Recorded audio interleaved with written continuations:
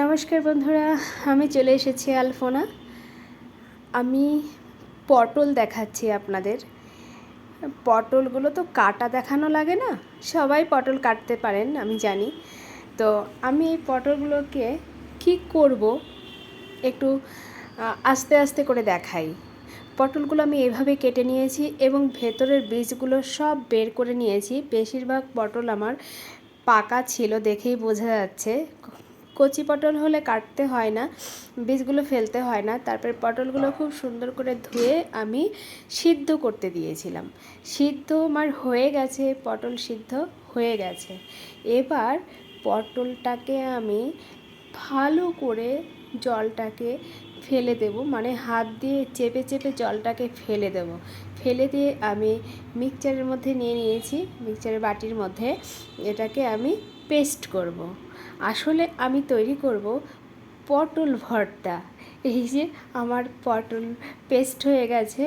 এবার আমি কড়াইয়ের মধ্যে কিছুটা কালো জিরে, রসুন একটু বেশি পরিমাণে আর কিছুটা শুকনো লঙ্কা ভেঙে ভালো করে একটু লাল করে তার মধ্যে পেঁয়াজ দিয়ে দিয়েছি একটু বেশি পরিমাণে। পেঁয়াজ আর কাঁচা লঙ্কা, নুন, হলুদ দিয়ে আমি সুন্দর করে এটাকে কষাবো।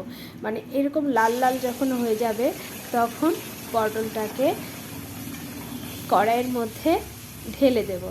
ঢেলে এবার সুন্দর করে শুধু নাড়তে থাকতে হবে, সারাক্ষণই প্রায় নাড়তে থাকতে হবে। এবং আমার এই দেখুন, আমার পটলটা প্রায় হওয়ার মধ্যে হয়ে গেছে, কারণ কড়াই থেকে কিন্তু লেগে যাচ্ছে, পটলটা উঠে যাচ্ছে। কড়াইয়ে লেগে নেই, কড়াই থেকে যখন এইভাবে উঠে উঠে যাবে তখন ভাববেন যে পটল ভর্তা কমপ্লিট। খেতে কিন্তু অসাধারণ লাগে, অসাধারণ। আর একটু স্বাদটাকে অ্যাডজাস্ট করার জন্য একটু চিনি দিতে হবে, সেটা আমি স্কিপ করে গেছি, আপনারা দিয়ে নেবেন। আমার পটল ভর্তা একদম রেডি হয়ে গেছে।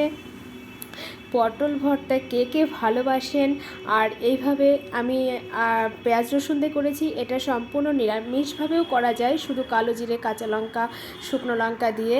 কে কে পটল ভর্তা খেতে ভালোবাসেন প্লিজ কমেন্ট করে জানাবেন।